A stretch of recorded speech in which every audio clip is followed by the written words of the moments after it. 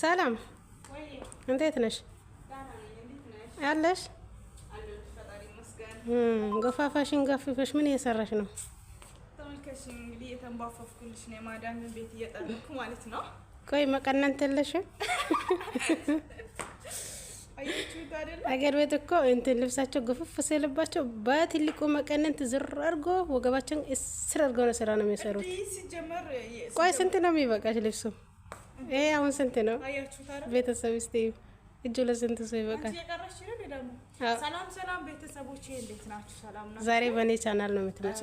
ዛሬ እንግዲህ በፋጡማ ቻናል ነው የሚለቀቀው ብላለች። እንዴት ናችሁ? ደህና ናችሁ ወይ? ፈጣሪ ይመስገን በጣም ደህና ነው ቤተሰቦቼ። እንግዲህ ማዳሜ ወለቅ ስትልልኝ ማለት ነው ምን እንዳለች ልንገራችሁ። በጣም ቆሽሿልና ይሄንን ጠራርጉት ምን በሉት ብላ ወጣች እና እኔ እህታችሁ ደግሞ መጥረጊያዬን ይዤ እወጣልኩኝ ማለት ነው። እንደምታዩኝ እንግዲህ የአረብ ሀገር ስራ ይሄን ይመስላል። ደግሞም እንደምታዩ ማለት ነው የልብስ ነገር ልብስ ነው ትላላችሁ። አያችሁት አይደለ? እኔ በጣም ከሚገርመኝ ነገር ከዛ ሀገር ከመጣሁ ማለት ነው የልብስ እንትን ነው ማለት ነው። ምክንያቱም አንዴ ዩኒፎርም ታስለብሰኛለች፣ አንዴ ደግሞ ቡፉፍ ያለ ልብስ ታስለብሰኛለች። በጣም በሚገርም ሁኔታ ተመልከቱት። ሁለት እጅ ያስገባል ይሄ ብቻ፣ ከዚህም ደግሞ ሁለት እጅ ያስለብሳል ማለት ነው። አያችሁ፣ ሰውነት የሌለኝን ሰውነት አስወጣብኝ። እንግዲህ ምንም ማድረግ አልችልም ቤተሰቦቼ። ቤተሰብ ልብሱ ይሄ እንደዚህ አይነት ልብስ ሲገዛ ማለት ነው ምን ላድርገው? ይሄንን ልብስ በጣም ነው የምናደደው። ምን ላድርገው? ውሰጂና አስቀንሽው። አልፈልግም እንዴ! አይገርማችሁም? መዳማንም እንኳንት መስራት እናቷን ነው መሰለኝ የምትመስላት። እኔማ የተሰጣኝን ተቀብዬ ዝም። በጣም ነው እኔ ሰውዬውን ነገራታለሁ። ይሄ ምን ላድርግ ነው የምለው። ምን ላድርገው? እኔ ምንድን ነው ይሄ? በባለፈው ማለት ነው በፊት ለፊት ውር ውር ነው የምትለው ጉፋፋ። ከዛ አስቆርጭልኝ አልኳት ማለት ነው። ከዚህ ማስቀንሽልኝ አልኳት ማለት ነው። አይሆንም አለችኝ። ይሄ ከተቀነሰማ መጥፎ ነው አለችኝ ማለት ነው። አያችሁ ቤተሰቦች፣ እሷ የምትፈልገው ይሄንን ነው። ሰላም የምትፈልገው መቀነሱ ነው። እኔ ደግሞ መቀነስ ፈልጋለሁ። ልብሱ ማለት ነው መቀነስ አለበት። አሁን ምግብ ስበላ አብሮ ይበላል፣ ልብሱም ይበላል አብሮ። ስትሰሪም ይሰራል፣ ሲሰራም አብሮ ይሰራል። እንዴ እኔ በጣም ተቸግራለሁ ቤተሰቦቼ። የሚከሩ ሊደናጋችሁ እቺ ዜቪ በኮሜንት እስከምጡ እኔ ኮሜንት አስነብባታለሁ። እሺ ሰላም፣ አንድ ነገር ልጠይቅሽ። በሰሞኑ ቲክቶክ ላይ የዞርኩ ነበረ። ቲክቶክ ላይ የዞርኩ አመለጠችኝ እኮ ልጅቷ። ሌላ ቦታ ሄዳ ቀርጻት አለው ብዬ ከመጣችብኝ መከራዬ ነው የሚያፈለው። አቮካዶ ማለት ነው ቤተሰብ፣ ፓፓያ አቮካዶ አልኩኝ። አይ በጣም እንደ ፍላጎትክ ወይስ እዛ ለማግኘት ነው ፈልገው? እዛ ለምን ብዙ ጊዜ በነገራችን ላይ እዛ ጋር ልጅ ለአባት ነው ብዙ ጊዜ ለአባቶች ነው የሚፈረደው ማለት ነው። ወይ እንደዛ አስበክ ነው ወይ ልጆቹን እንዲወስድ ነው ወይ ደግሞ እዛው ሆነክ ልጆቹን እዛ ያለ አባት ፍቃድ ልጆች ይዛችሁ መውጣት አትችሉም፣ ማሳገድ ይችላል ማለት ነው። ወይ ደግሞ ልጆችን ይዤ ስመጣ ሰና ውስጥ ላይ ልጆችን ይዤ እንዳልወጣ አመልክተክ እንትን ልትለኝ ማለት ሀሳብ ካሁን ሳስበው እንደዛ ነው።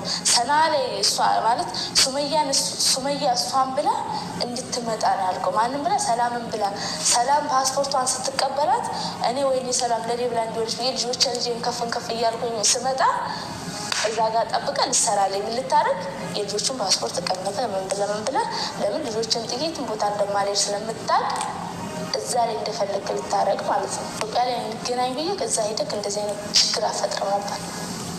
አሁን ደግሞ የእውነት የሰላምን ፓስፖርት መስጠት ብትፈልግ ኑሮ ምን ታደርጋለክ?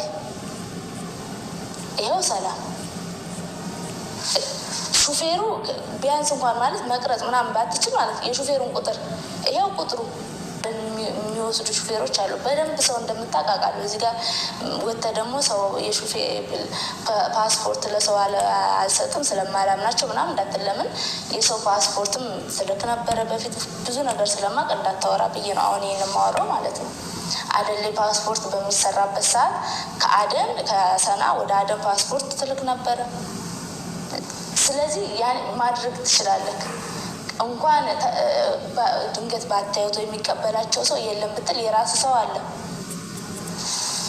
ለዛ ሰው ካልተደወለልክ ተደውሎልክ ከሌላ ብለው ካልሰጡ ካልተቀበሉ ለዚህ ቁጥር ከሌ ነው ለዚህ ልጅ ደውለህለት ለሱ ስጠው ማለት ይችላል። ለሹፌሩ የጓደኛን ቁጥር መስጠት ይችላል። ጓደኞች አሉ ከሳንተን ውስጥ አደን ውስጥ ለማልኩኝ እኔ እኮ ሙስሊም ነኝ። እኔ የሰው አቅ እንድበላ እንደምታደርጉኝ 4,800,000 ብር ወደ እኔ አካውንት ገባ።